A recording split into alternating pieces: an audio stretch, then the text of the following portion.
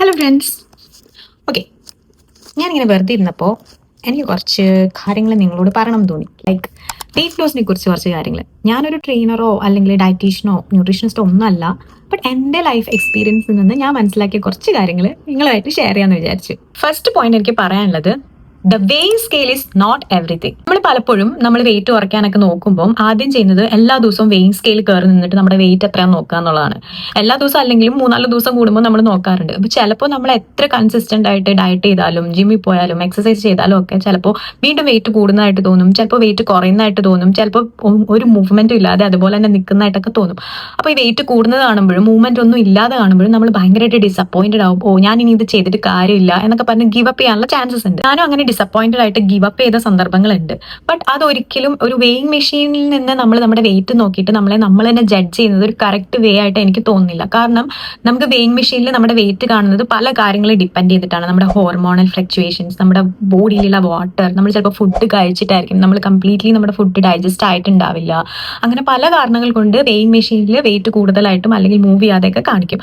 അത് നമ്മളുടെ ആ ഒരു പ്രോഗ്രസ്സിനെ ഒരിക്കലും റിയൽ ആയിട്ട് നമുക്ക് ചിലപ്പോൾ കാണിച്ചു തരില്ല. അത് നമ്മൾ അറിയണമെങ്കിൽ ചിലപ്പോൾ നമ്മൾ ഡ്രസ്സ് ഇടുമ്പോൾ അതിൽ ഉണ്ടാകുന്ന മാറ്റങ്ങൾ, ചില ഡ്രസ്സ് നമുക്ക് ഭയങ്കര ടൈറ്റ് ആയിരുന്നു കാരണം പിന്നെ നമ്മൾ വെയിറ്റ് ലോസ് ചെയ്യുന്ന സമയത്ത് അത് ട്രൈ ചെയ്യുമ്പോൾ കുറച്ചും കൂടി ലൂസ് ആയിട്ട് തോന്നും. അത് നമ്മുടെ ഇഞ്ചസിലുള്ള വ്യത്യാസം, അതുപോലെ തന്നെ നമ്മൾ എങ്ങനെ ഫീൽ ചെയ്യുന്നു നമ്മുടെ ബോഡിയിൽ, നമ്മളുടെ എനർജി ലെവൽസ്, ഇതൊക്കെ വെച്ചിട്ട് വേണം നമ്മളുടെ ആ ഒരു പ്രോഗ്രസ് നമ്മൾ കൗണ്ട് ചെയ്യാൻ. ഞാൻ തന്നെ ഇപ്പോൾ ഒരു സീരീസ് പോലെ ചെയ്യുന്നുണ്ട്, ലൂസിങ് 4 kg in 1 month എന്നൊക്കെ പറഞ്ഞിട്ട്.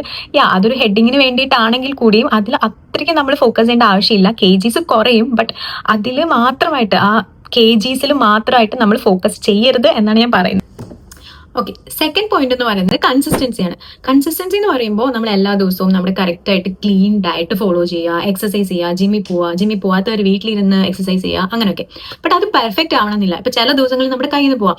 ചിലപ്പോൾ നമുക്ക് എന്തെങ്കിലും സിക്നസോ അല്ലെങ്കിൽ നമുക്ക് ലേസിനെസ് ഫീൽ ചെയ്യാം. നമ്മൾ എല്ലാവരും ഹ്യൂമൻ ബീങ്സ് ആണ്. അതുകൊണ്ട് നമ്മൾ എക്സസൈസ് ഒരു ദിവസം സ്കിപ്പ് ചെയ്തു, ചിലപ്പോൾ 2 ദിവസം സ്കിപ്പ് ചെയ്തു, ചിലപ്പോൾ ഡയറ്റ് നമ്മുടെ കയ്യിൽ നിന്ന് പോവാം. നമ്മൾ ചിലപ്പോൾ എവിടെയെങ്കിലും പുറത്ത് പോകുന്നു, അല്ലെങ്കിൽ ഏതെങ്കിലും ഗസ്റ്റ് ആയിട്ട് ആരുടെങ്കിലും വീട്ടിൽ പോകുന്നു. അപ്പോൾ അവരെന്തെങ്കിലും നന്നായിട്ട് നമുക്ക് ഉണ്ടാക്കി തരുമ്പോൾ ചിലപ്പോൾ നോ പറയാൻ പറ്റിയില്ല എന്ന് വരും. ചിലപ്പോൾ അത് അവർക്ക് റൂഡായിട്ട് തോന്നിയാലോ എന്ന് നോ പറയേണ്ട സമയത്ത് പറയണം.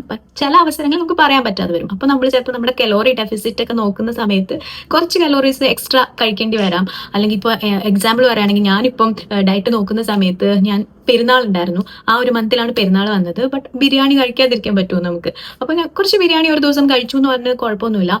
അതൊക്കെ പെർഫെക്റ്റ് ആയിട്ട് പോകണം, എല്ലാം പെർഫെക്റ്റ് ആവണം, അങ്ങനെയൊന്നുമില്ല. അപ്പൊ കൺസിസ്റ്റൻസി നമ്മൾ കീപ്പ് ചെയ്താൽ മതി. ഇപ്പോൾ ഒരു ദിവസം നമ്മുടെ കയ്യിൽ നിന്ന് പോയി, 2 ദിവസം പോയി, അല്ലെങ്കിൽ 3 ദിവസം പോയി, എന്നിട്ട് അവിടെ വെച്ച് ഗിവ് അപ്പ് ചെയ്യരുത്. 4ാമത്തെ ദിവസം അല്ലെങ്കിൽ 3ാമത്തെ ദിവസം നമ്മൾ വീണ്ടും റീസ്റ്റാർട്ട് ചെയ്യണം. അതിലാണ് കാര്യം ഇരിക്കുന്നത്. 3ാമത്തെ പോയിന്റ് ഭയങ്കര ഇമ്പോർട്ടന്റ് ആണ്. People will have opinions. അതായത് നമുക്ക് ചുറ്റും പലതരത്തിലുള്ള ആൾക്കാരുണ്ടാവും, പലരും പലതും പറയും. ലൈക്ക് നമ്മളിപ്പോൾ ഒരു കാര്യം ചെയ്യുമ്പോൾ നമുക്കത് മറച്ചു വെച്ച് സീക്രട്ട് ആയിട്ടൊന്നും ചിലപ്പോൾ ചെയ്യാൻ പറ്റിയെന്ന് വരില്ല. അപ്പോൾ ആളുകൾ പലതും നമ്മളെ പറ്റി കമന്റ് ചെയ്യും. ലൈക്ക് നമ്മുടെ ക്ലോസ് ഫ്രണ്ട്സ് പോലും ചിലപ്പോൾ പലതും പറഞ്ഞു വരാം. അതൊന്നും നിങ്ങൾ മൈൻഡ് ചെയ്യരുത്. ജിമ്മിൽ പോകുന്നതിനെ കുറിച്ച് പറയാം, ഫുഡ് കഴിക്കുന്നതിനെ കുറിച്ച് പറയാം, ചിലപ്പോൾ പറയാം ഇതിപ്പോൾ കുറച്ച് കഴിച്ചു എന്ന് വെച്ചാൽ ഒന്നും സംഭവിക്കാൻ പോകുന്നില്ല, കുറച്ചങ്ങ് കഴിച്ചോ, അങ്ങനെയൊക്കെ നമ്മുടെ അടുത്ത് പലരും പറയും. ജിമ്മിൽ പോകുമ്പോൾ ചിലപ്പോൾ ജിമ്മിൽ പോകണ്ടെന്ന് പറയാം, അല്ലെങ്കിൽ പോകുന്നതിനെ എന്തെങ്കിലും കളിയാക്കാം, ജഡ്ജ് ചെയ്യാം, അങ്ങനെ പലതും പറയും. അപ്പോൾ നമ്മളുടെ മനസ്സ് അവിടെ ഗിവ് അപ്പ് ചെയ്യാൻ പാടില്ല. നമ്മൾ നമ്മുടെ കാര്യത്തിൽ ഫോക്കസ് ചെയ്യുക. ലൈക്ക് എനിക്ക് എൻ്റെ വെൽബീയിങ് ആണ് ഏറ്റവും ഇമ്പോർട്ടൻറ്റ്. അതുകൊണ്ട് ഞാൻ ഇതിൽ നിന്ന് മാറില്ല, എൻ്റെ ഫോക്കസ് ഇതിൽ നിന്ന് മാറില്ല. അത് ഭയങ്കര ഇമ്പോർട്ടൻ്റ് ആയിട്ടുള്ള ഒരു കാര്യമാണ്. പിന്നെ വരുന്നൊരു കാര്യം എന്താണെന്ന് വെച്ചാൽ, പ്രോഗ്രസ് ചിലപ്പോൾ സ്ലോ ആയിരിക്കും. ലൈക്ക് ഞാനിപ്പോൾ പറയാണ് 1 month ഞാൻ 4 കിലോ കുറച്ചു. അങ്ങനെ പറയുമ്പോൾ അത് എൻ്റെ ഒരു പേസ് ആണ്. ചില ആളുകൾ ഒരു മാസം 8 കിലോ കുറയ്ക്കുന്നുണ്ടാവും, 10 കിലോ കുറയ്ക്കുന്നുണ്ടാവും. ചിലര് ഞാൻ 6 മാസം കൊണ്ട് 3 കിലോ കുറച്ചിട്ടുണ്ട്. അങ്ങനെ ഓരോരുത്തർക്കും ഓരോ പേസ് ആണ്. നമ്മൾ ആ ഒരു പേസിൽ പോയാൽ മതി. നമുക്കിപ്പോൾ ഇവിടെ ഒരു കോമ്പറ്റീഷനോ ഒന്നുമില്ല. നമ്മുടെ പേസിൽ സ്ലോ ആയിട്ട് തന്നെ നമ്മൾ കൺസിസ്റ്റന്റ് ആയിട്ട് പ്രോഗ്രസ് കണ്ടുപിടിക്കുക.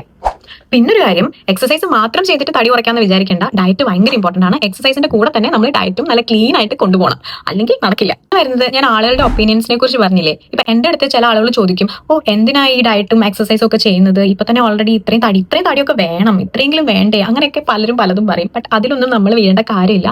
നമുക്ക് എന്താ വേണ്ടതെന്ന് നമുക്കറിയാം. എന്റെ ബോഡി എന്താ ഫീൽ ചെയ്യുന്നതെന്ന് എനിക്കല്ലേ അറിയത്തുള്ളൂ, വേറെ ആൾക്കറിയില്ല. അപ്പൊ നമ്മൾ നമ്മളുടെ ബോഡിക്ക് വേണ്ടിയിട്ട് എന്താ ചെയ്യുന്നതെന്ന് വെച്ചാൽ അതങ്ങോട്ട് ചെയ്യുക.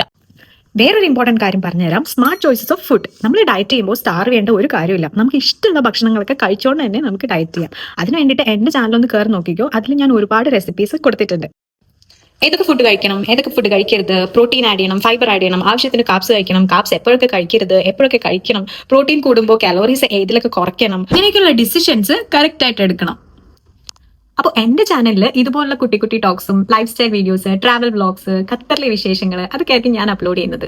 അതൊക്കെ കാണാൻ വേണ്ടിയിട്ട് എന്നെ ഒന്ന് സബ്സ്ക്രൈബ് ചെയ്തു.